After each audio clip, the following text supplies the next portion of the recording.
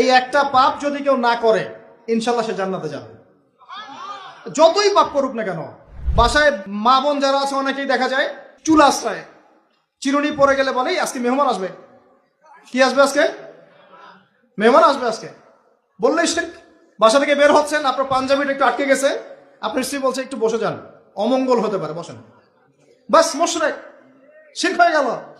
মুসলিম সমাজে রন্ধ্রে রন্ধ্রে শিরক। এখন রাস্তাঘাটে উঠতে বসতে পেপার পত্রিকা খুললেই শিরক।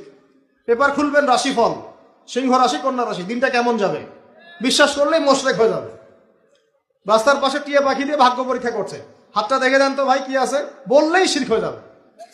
আংটি বিক্রি করছে, আংটি পরলে রোগ ভালো হবে, হাতে দিল রোগ ভালো হবে এই উদ্দেশ্যে, মুশরিক। হাতে দিয়েছে রোগ ভালো হবে, আমার ডায়াবেটিস ভালো হয়ে যাবে, বিসমিল্লাহ, ব্যাস মুশরিক, নাউজুবিল্লাহ। এই আকীদা নিয়ে পড়লেই মুশরিক। মুসলিম সমাজে অহরহ শিরক আছে। আর আবু জেহেলের যুগে কি ছিল ভাই? আবু জেহেলের যুগে অনেকদিন বলেছি মেজর 5টা সমস্যা ছিল। কয়টা? মেজর 5টা, মাইনর সমস্যা অনেক, মেজর 5টা। এক, আবু জেহেলের যুগের বেশিরভাগ মানুষ শিরক করতো। কি করতো ভাই?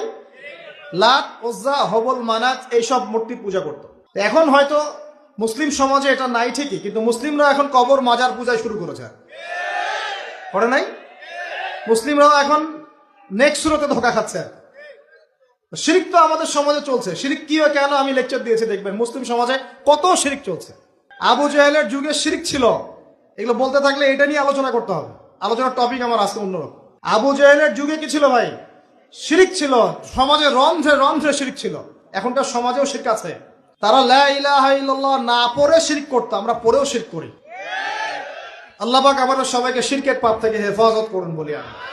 এই একটা পাপ যদি কেউ না করে ইনশাল্লাহ সে জান্নাতে যাবে, যতই পাপ করুক না কেন।